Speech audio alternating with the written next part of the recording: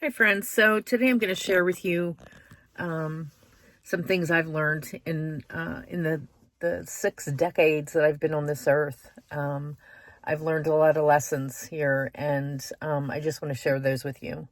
And to let you know that life at 60 is not at all what I thought it would be when I was in my 20s. You know, you imagine what your life is like at times, and you look ahead and you wonder where you'll be in life when you're this age, and it's not at all where I imagined I would be, and that's not a bad thing. So I know I've had some hard times. There's been some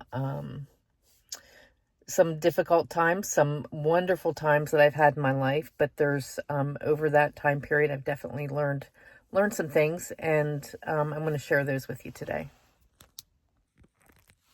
And it's not those things like work hard and save money, even though that is pretty important. It's I'm just sharing some honest truths.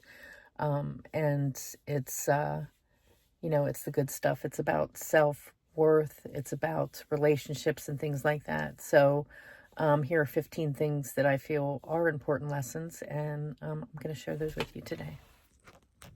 Number one would be prioritize your health. Just know that time is going to go so quick when you are young and healthy and you feel like you can do just about anything and it's not going to affect your health or your body or your life. It believe me, it eventually catches up with you. If you don't take care of yourself early in life, in your 20s, 30s, even your 40s, if you smoke, if you drink, things like that, it is eventually going to catch up to you. I know early in life, I'd like to party. I did smoke, and I look now at my life and I think if I was still smoking, if I was still drinking, my health would be declining. If, really, even if I would still be around. I know when I was in my 30s and I was drinking and I was, smoking at least a pack of cigarettes a day, my doctor informed me that if you keep smoking, you're going to be dead by the time you're 50 years old because of family history. I had a father that had smoked his entire life, ended up with lung cancer. My mother also ended up with lung cancer.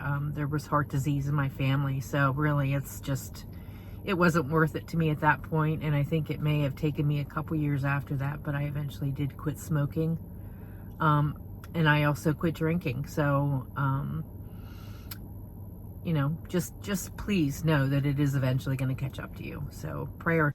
Number two would be nobody's coming to save you. It's in life, you can't rely on other people to help you, to take care of you. You can't rely on family members to come save you. You can't,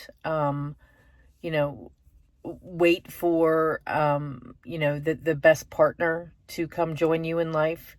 It's not going to happen. Whether it's, finding a romantic partner or waiting for the right time to start a business or start a family or anything like that. Really, you're all that you have. You're the only person that you have, and you can't wait for the perfect opportunity. You can't wait for an employer to recognize that you're doing a great job and to lift you up and to give you, to give you that raise. It's not going to happen. Waiting for the perfect time or the perfect opportunity, and someone to motivate you to achieve your goals. It's, like I said, it's just not going to happen. So you have to be self-reliant. You can only count on yourself, and life does not happen the way you always think it's going to happen. Things don't turn out the way you think that they're going to. I've had to be self-reliant pretty much my whole life, and just to share a personal story with you, I have in my early 20s, I was married, ended up divorced, and I did meet my son's father, and we had my son, and I remained single through those years. We did not end up together, but I raised my son co-parenting with his dad. But it just, that's the way things happened. And I thank God for my son. I love him with my life, and I raised him.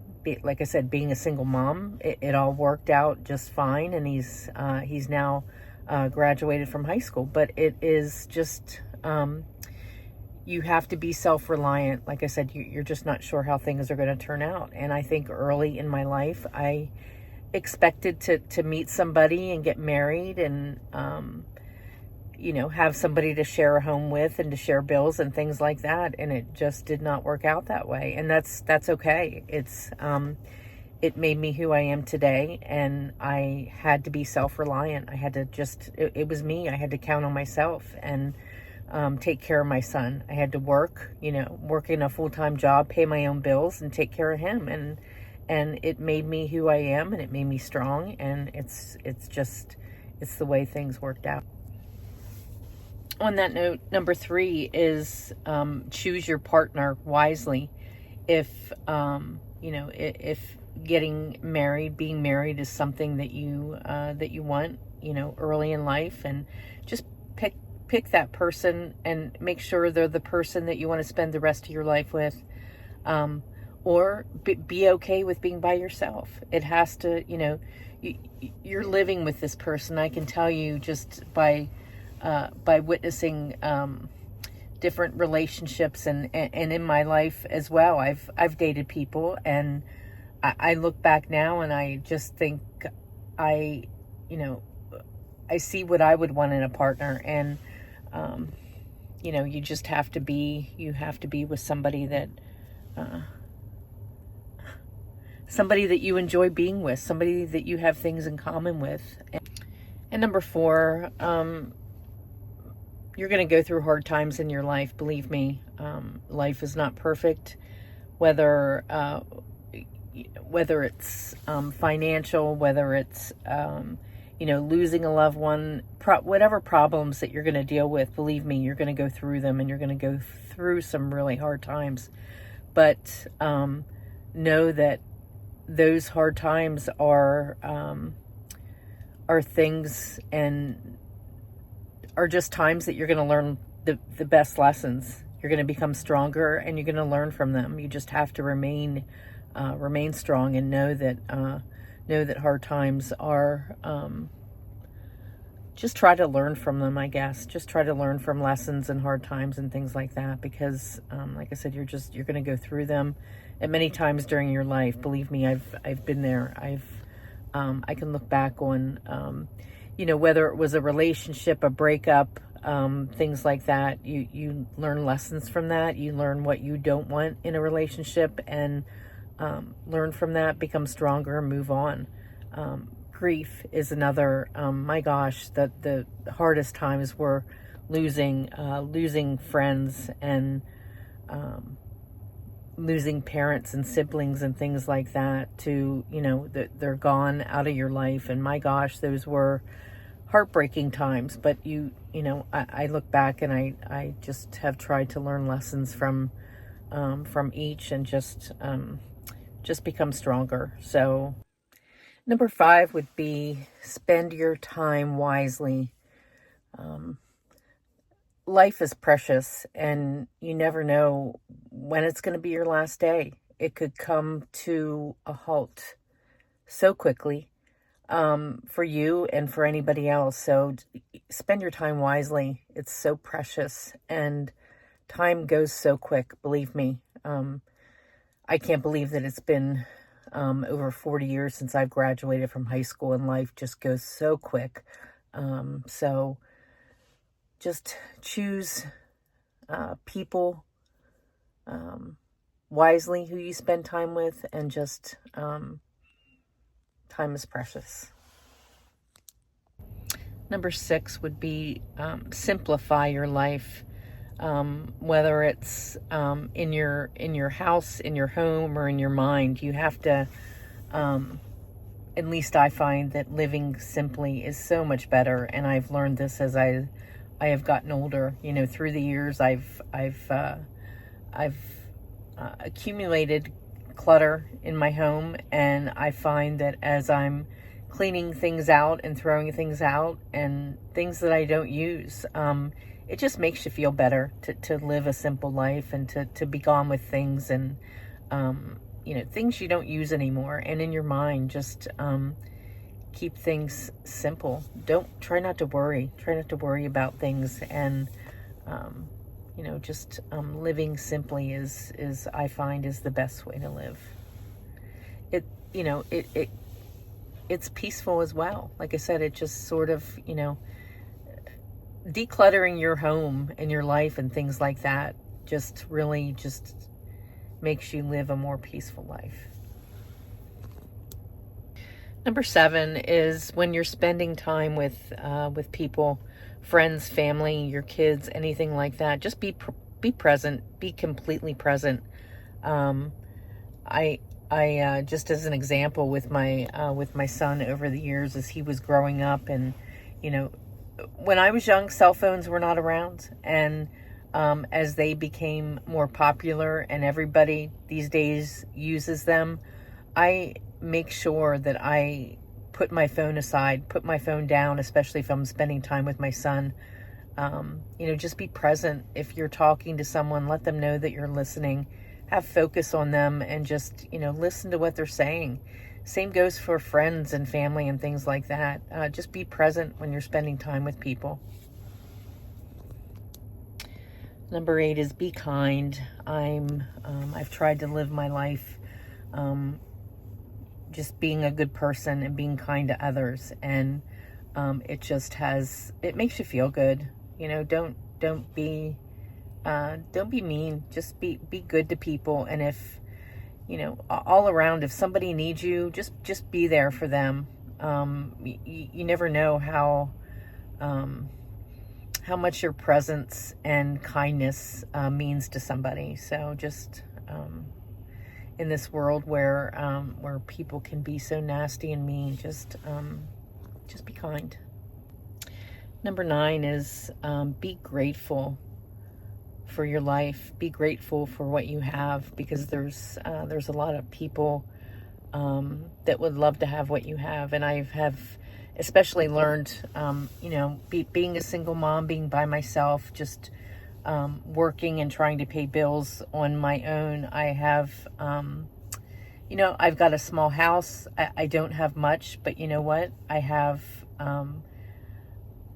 my son. I have my life. We have our health, and those are important things. Just things to be grateful for. When I was younger, I think I always had a dream of having a big house and having a nice car and things like that. And really, those things are not important to me anymore. I am grateful for what I have, and I have a roof over my head, and I'm able to feed myself and my son. So you have to be grateful for those things, because there are people out there that would love to have what you have. Number 10 is a piece of advice that I've learned in relationships. And it's the quote, "If they wanted to, they would." And it is so true, really. If, whether it's a relationship with somebody of the opposite sex, a intimate relationship that you have with somebody, or somebody that you like or care about, if they want to be with you, they will be with you. They will make the time to, to spend time with you. They will make the time to call you. And it's just what it says. If they wanted to, they would. So just know that if, that's a telltale sign that somebody likes you or somebody cares about you. They will take the time. They will make the time to be with you, to pick up the phone and call you. So I am, it's something that took a while for me to learn, but it is so true. Number 11, it would be continue learning, learning new things, new experiences, things like that. It keeps things exciting. And even at my age, almost 60 years old, I still learn. I do not know everything. I have a teenager that knows everything, but that's a separate video. I'm just kidding, but it's true. When kids are young, they think they know everything, and they don't. And especially at 60, I do not know everything. I'm still learning. Read books, watch videos, things like that. Keep your mind active and learn new things. Number 13 would be positive self-talk. Just talk to yourself in a positive manner. Talk to yourself like you would a friend. I know in my mind, I can have really negative thoughts about myself. If you don't feel good about yourself, how you talk to yourself is important. So just, be positive, be encouraging. For instance, as a woman, I know we're all in a place at some point in time where we don't feel good about ourselves. And, just instead of in your mind saying how ugly you are or how overweight you are, and just be positive and, love yourself, just be encouraging. And if you're on a journey to lose weight, just tell yourself, okay, I'm getting there. I'm working on looking better and feeling better. It makes such a difference. Number 14 would be, it's never too late to make changes in your life, whether professionally or, in a relationship, anything like that. It's never too late. I am almost 60 years old, and I've been in a career for, most of that time working full time, and I love it, and I'm still doing it. But I'm at a point in my life where I want to make some changes, personally and professionally, and I'm learning new things, and I'm making changes, and you're the only one that can do that, and it's never too late. And number 15 is something that I have just learned about recently, and watching videos and things like that, I came across somebody you may know. It's Mel Robbins, and I'm going to definitely give her credit for this, because she came up with this theory, and it's called the Let Them theory. She also has a book, which I'm excited to get, but along that lines, it's a theory where you just learn to say, let them. You let control go. Don't try to control other people. And,